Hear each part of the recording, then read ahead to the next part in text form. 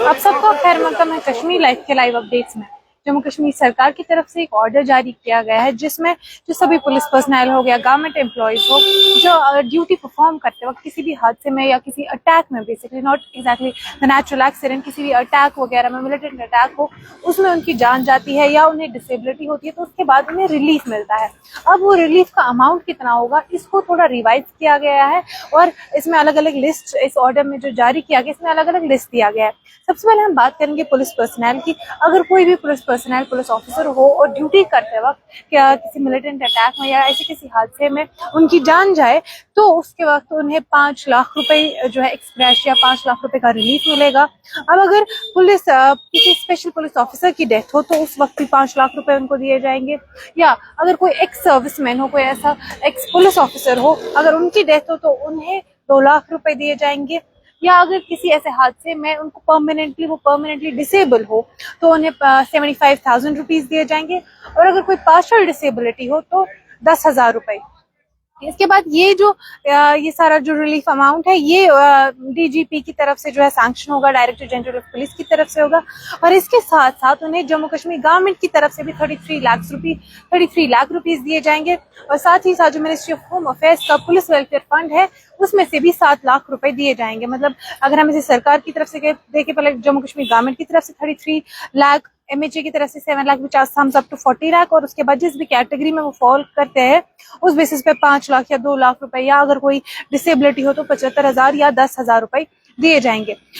इसके बाद आते हैं जो बाकी, ये तो हो गए पुलिस ऑफिसर्स। इसके बाद आते हैं जो डिफेंस पर्सनल हो या central armed police forces CAPF हो, तो इनके लिए जो है सबसे पहले अगर कोई ऐसा पुलिस ऑफिसर, ऐसी कोई सिक्योरिटी पर्सनल हो जो जम्मू कश्मीर में नहीं हो but on duty Jammu Kashmir में हो और उनकी डेथ हो तो उनको तकरीबन 5 लाख रुपए तक दिए जाएंगे सरकार की तरफ से।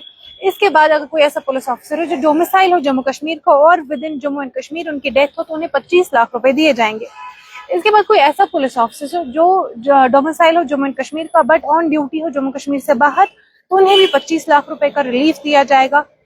अब अगर कोई अटैक में परमानेंटली डिसेबल हो जाए तो उन्हें 75,000 रुपीज का रिलीफ मिलेगा। और अगर कोई पार्शियली डिसेबल हो जाए तो 10,000 रुपए का रिलीफ दिया जाएगा। इन्हें ये डिफेंस पर्सनल या CAPF है, इनके जो सभी पर्सनल है, इनका जो ये रिलीफ है ये सैंक्शन करेंगे होम डिपार्टमेंट।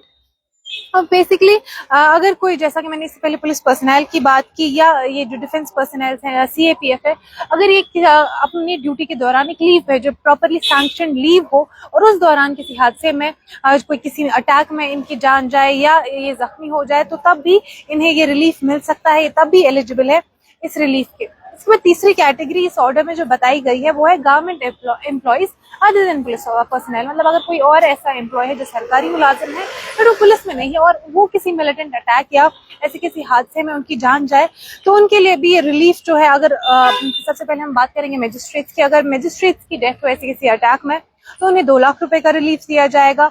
अब जो बाकी सरकारी मुलाजिमीन है उन्हें 1 लाख रुपए का रिलीफ दिया जाएगा। अब अगर ऐसे कोई जो ये गवर्नमेंट एम्प्लॉयज है ऐसे किसी अटैक में परमानेंटली डिसेबल होते हैं तो उन्हें 75,000 रुपीज का रिलीफ दिया जाएगा।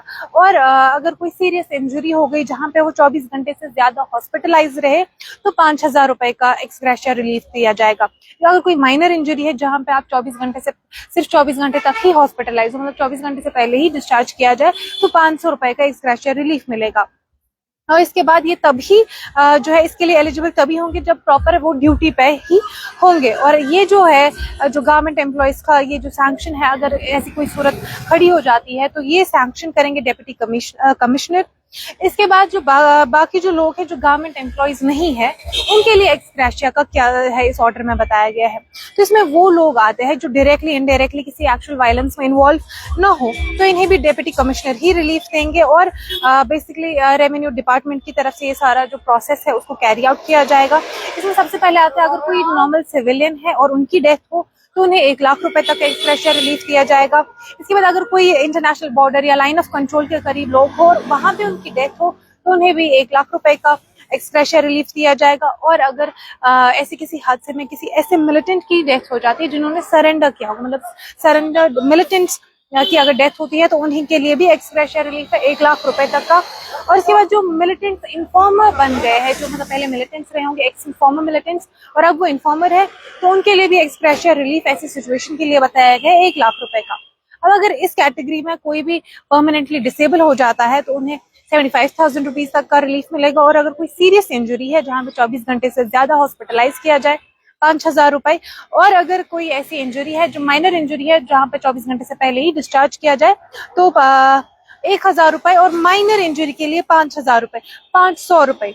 मतलब अगर ऐसी कोई इंजरी हो जिसमें आपको 24 घंटे से पहले डिस्चार्ज किया जाए तो 1,000 रुपए, और कोई बिल्कुल माइनर इंजरी हो तो 500 रुपए। बेसिकली इससे पहले वाली जो कैटेगरी थी, जो गवर्नमेंट एम्प्लॉयज थी, वहां पे भी बेसिकली जो 24 घंटे से ज्यादा टाइम के लिए अगर हॉस्पिटलाइज किया जाए तो 5,000 रुपए का एक्सग्रेशिया मिलेगा, 24 घंटे से कम के लिए किया जाए तो 1,000 रुपए का, और फिर से अगर कोई माइनर इंजरी हो जिसमें फर्स्ट एड वगैरह की जरूरत हो तो उसके लिए 500 रुपए का एक्सग्रेशिया रिलीफ इस ऑर्डर में बताया गया है।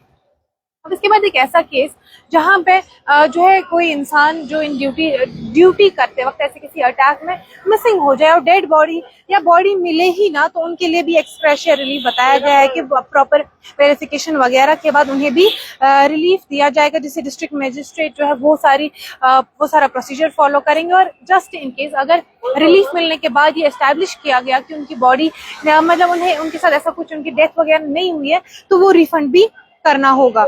इसके बाद आता है अगर कोई काउंटर इंसर्जेंसी ऑपरेशन हो और इसमें प्रॉपर्टी डैमेज हो तो उसके लिए भी इसमें बताया, ये जो ऑर्डर जारी किया गया है जनरल एडमिनिस्ट्रेशन डिपार्टमेंट की तरफ से, उसमें भी मेंशन किया गया है। सो एक्चुअली जब किसी की इमूवेबल प्रॉपर्टी या मूवेबल प्रॉपर्टी डैमेज होगी तो इसमें एक कैप्ड अमाउंट है 10 लाख रुपीज, जिसमें अगर इमूवेबल प्रॉपर्टी हो तो 7 लाख रुपए तक का जो है रिलीफ मिलेगा, और अगर मूवेबल प्रॉपर्टी हो जिसमें गाड़ियां वगैरह आती है उनको 3 लाख रुपए तक का रिलीफ मिलेगा। बेसिकली जो 10 लाख का ये बताया गया है, इसके बाद जो टोटल लॉस है उसको एसेस किया जाएगा।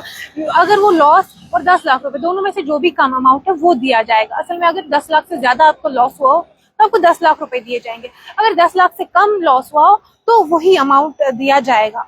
इसके बाद वहाँ जहाँ पे जो इंटरनेशनल बॉर्डर है या लाइन ऑफ कंट्रोल है, वहां पे अगर शेलिंग वगैरह या क्रॉस फायरिंग की वजह से कोई नुकसान हो तो उसमें भी जितना भी नुकसान हुआ हो उसको एसेस किया जाएगा, और जो 50% होगा वो दिया जाएगा, या तो 50% या तो 1 लाख रुपए, जो भी कम होगा, या तो 50% उस लॉस का या तो 1 लाख रुपए, जो भी इन दोनों में से कम होगा तो वो जो एड है वो दिया जाएगा उस प्रॉपर्टी के मालिक को।